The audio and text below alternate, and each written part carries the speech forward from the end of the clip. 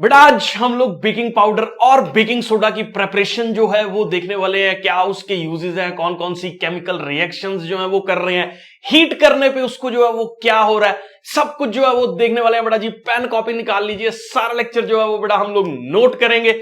चलिए शुरू करते हैं। सबसे पहले बेटा अगर हम लोग बात करें बेकिंग सोडा की, तो बेकिंग सोडा का जो फॉर्मूला होता है it is actually sodium hydrogen carbonate. Sodium का फॉर्मूला Na, हाइड्रोजन साथ है, बाइकार्बोनेट आयन है ये वाला, और HCO3, यहां पे HCO3 नेगेटिव है which is a bicarbonate ion, जिसके साथ हम लोगों के पास एक सोडियम पॉजिटिव जो है वो अटैच है।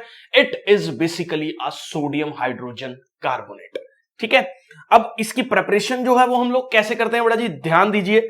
NaCl हम लोग लेते हैं, सोडियम क्लोराइड, उसके अंदर NH3, वाटर और कार्बन डाइऑक्साइड जो है, चार चीजों को हम लोग यहां पे मिक्स कर रहे हैं।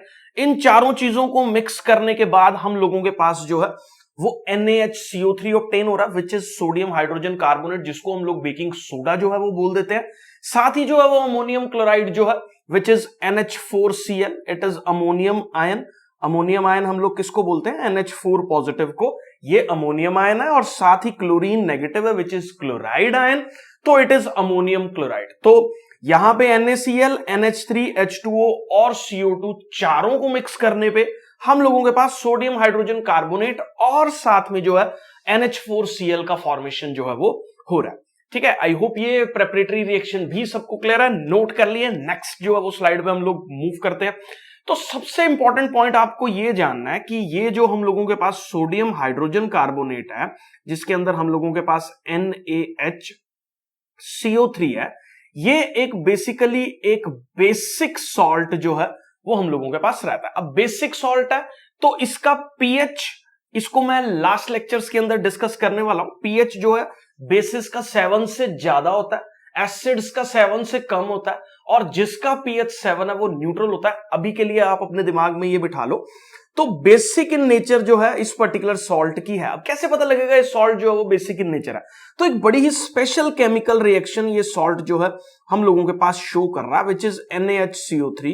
इसको अगर बेटा मैं किसके साथ मिक्स करूं, हाइड्रोक्लोरिक एसिड HCl के साथ मिक्स करूं, तो हम लोगों के पास एक NaCl फॉर्म हो रहा है, एक साथ में जो है वो H2O फॉर्म हो रहा है, एक साथ में जो है वो CO2 हम लोगों के पास फॉर्म हो रही है। तो बेसिकली देखा जाए तो देखो एसिड ये रहा, हम लोगों के पास ये बेस वाली कैरेक्टरिस्टिक को शो कर रहा है, साथ में हम लोगों के पास सॉल्ट का फॉर्मेशन हो रहा है, साथ ही वाटर का फॉर्मेशन होता है। तो ये रिएक्शन एक कंफर्मेशन है किस चीज की, कि भैया ये जो NaHCO3 है ये हम लोगों के पास एक बेसिक नेचर का जो है वो सॉल्ट है।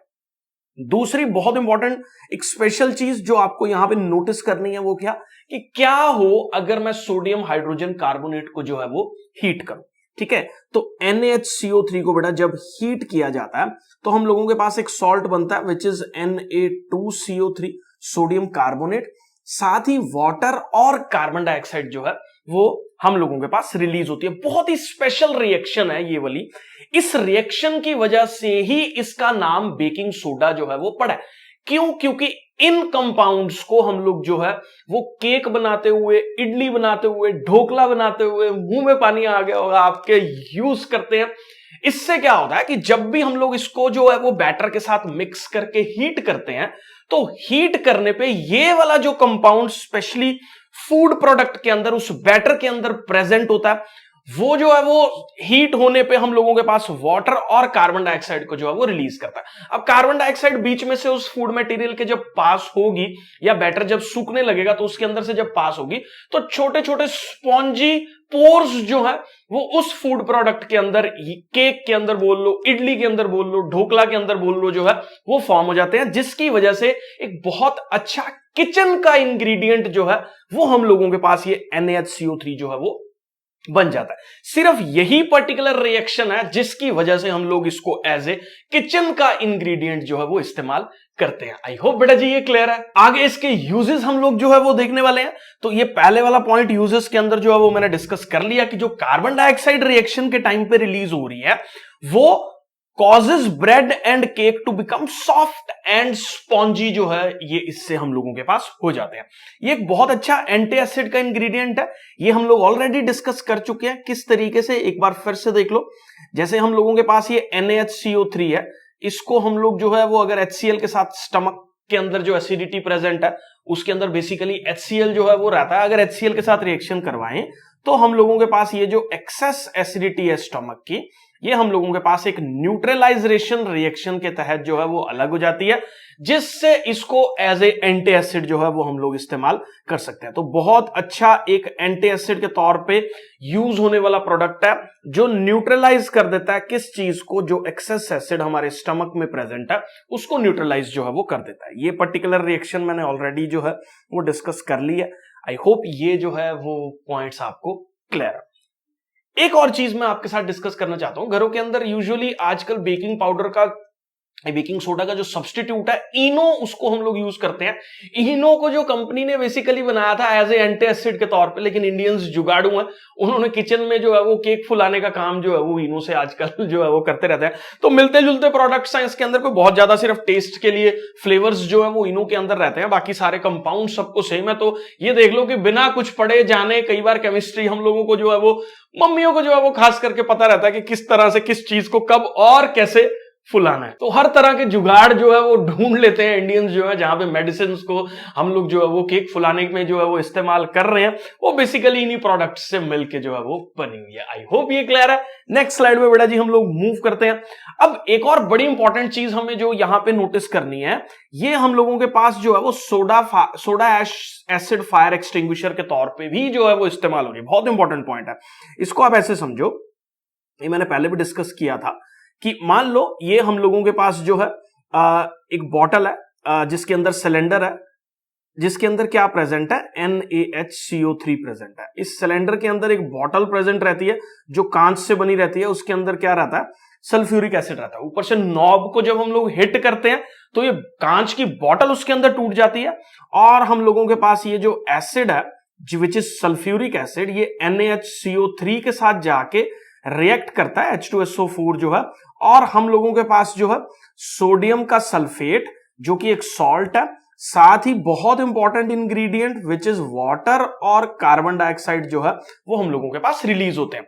वाटर क्या करता है, उस आग जहां पे लगी होती है उसका इग्निशन टेम्परेचर लो कर देता है, ठीक है, और कार्बन डाइऑक्साइड क्या करती है, उसकी सप्लाई ऑफ ऑक्सीजन उस एरिया में कम कर देती है, which is a supporter of combustion. तो सप्लाई ऑफ ऑक्सीजन कम होने की वजह से वहां पे आग जो है वो एक्सटिंग्विश करने में जो है वो इस तरीके से हम लोग जो है वो इस्तेमाल कर सकते हैं। आई होप बेटा जी ये क्लियर है।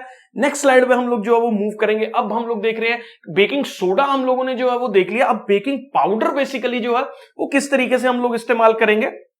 तो देखो बेकिंग पाउडर का प्रिपरेशन कैसे होगा, जो बेकिंग सोडा है हम लोगों के पास उसको जो है वो माइल्ड एडिबल एसिड, जैसे कि इमली का जो एसिड होता है which is a tartaric acid, इमली के अंदर जो है ये प्रेजेंट होता है। तो बेकिंग सोडा को बेसिकली हम लोग टार्टरिक एसिड में मिक्स करते हैं, किस चीज के प्रिपरेशन के लिए बेटा, बेकिंग पाउडर के प्रिपरेशन के लिए। तो बेकिंग पाउडर अगर हम लोगों को जो है वो बनाना है तो सिंपली जो है वो हम लोगों को क्या करना है, टार्टरिक एसिड के अंदर जो है वो बेकिंग सोडा को मिक्स कर दो। टार्टरिक एसिड में जब बेकिंग सोडा मिक्स होगा तो हम लोगों के पास जो है वो बेकिंग पाउडर का प्रिपरेशन जो है वो हो जाएगा। आई होप बेटा जी ये क्लियर है। नेक्स्ट स्लाइड पे कुछ और प्रॉपर्टीज जो है वो देखते हैं। टार्टरिक एसिड अब देखो बेसिकली क्या कर रहा है, टार्टरिक एसिड है तो, और ये सोडियम हाइड्रोजन कार्बोनेट जो है ये बेस का काम कर रहा है, तो ये माइल्ड एसिड जो है वो बहुत सारी चीजों को न्यूट्रलाइज कर देता है। तो mild acid neutralizes the sodium carbonate formed during the decomposition and makes the cake tasty and not bitter in taste. देखो बेस है, बेस की अपनी कैरेक्टरिस्टिक है, बेस की क्या कैरेक्टरिस्टिक है कि बेसेस आर कंपैरेटिवली थोड़े से जो है वो बिटर रहते हैं टेस्ट में। अब अगर उसको फूड प्रोडक्ट के अंदर जो है वो मैं इस्तेमाल कर रहा हूं, तो जो मेरा फूड प्रोडक्ट है वो उस पर्टिकुलर जो बेकिंग सोडा हमने इस्तेमाल किया उसकी कैरेक्टरिस्टिक ले लेगा, तो अपने को जो है वो टेस्ट थोड़ा सा गंदा हो जाएगा उसको डालने से। तो उसी चीज को इंप्रूव करने के लिए हम उसके अंदर जो है वो टार्टरिक एसिड मिक्स कर देते हैं। टार्टरिक एसिड का क्या काम है कि ये जो सोडियम कार्बोनेट जिसकी वजह से उसका एक बिटर टेस्ट होने वाला था, वो जो है वो न्यूट्रलाइज हो जाता है किसके द्वारा, टार्ट्रिक एसिड के द्वारा न्यूट्रलाइज जो है वो हो जाता है, क्योंकि ये फॉर्म हो रहा है डिकम्पोजिशन पे। जब हम लोग बेकिंग सोडा को हीट कर रहे हैं, हमने अभी देखा, जब ये फॉर्म होगा तो इसको हम लोग टार्ट्रिक एसिड डाल के न्यूट्रलाइज कर देंगे, जिससे टेस्ट जो है वो बिटर नहीं होगा, और हम लोग जो फूड प्रोडक्ट के अंदर इसको इस्तेमाल कर रहे हैं वो हम लोग जो है वो एक अच्छे से बिना टेस्ट लूज किए उसके अंदर स्पॉन्जेस और सॉफ्टीनेस और जो कुछ भी डालना है वो डाल सकते हैं। तो इसी वजह से हम लोग जो है वो इसको न्यूट्रलाइज करने के लिए टार्ट्रिक एसिड्स जो है वो साथ मिक्स करके बेकिंग पाउडर जो है वो बना लेते हैं। आई होप ये क्लियर है। अब अगर ये क्वेश्चन आता है यहां पे, बहुत इंपॉर्टेंट है, कि अगर टार्ट्रिक एसिड जो है वो ऐड ना किया जाए तो क्या होगा, तो केक जो है वो हम लोगों का बेसिक नेचर का होगा, क्योंकि उसके अंदर बेस की मात्रा जो है वो ज्यादा प्रेजेंट है, जिसकी वजह से वो बिटर होगा। बिटर होगा तो वो खाया नहीं जाएगा, खाया नहीं जाएगा तो बेकार जो है वो एकदम खाने में लगेगा। आई होप बेटा जी ये क्लियर है। तो ये बेकिंग हम लोगों के पास पाउडर और सोडा के प्रिपरेशंस और इंपॉर्टेंट पॉइंट्स हम लोगों ने पढ़ लिए हैं। नेक्स्ट लेक्चर्स के अंदर जो है वो हम लोग वॉशिंग सोडा और बाकी पेंडेंसीज पीओपी की जो है वो पूरी करेंगे। वीडियो अच्छा लगा तो चैनल को सब्सक्राइब कर दीजिए और लाइक और शेयर करना बिल्कुल मत भूलिएगा।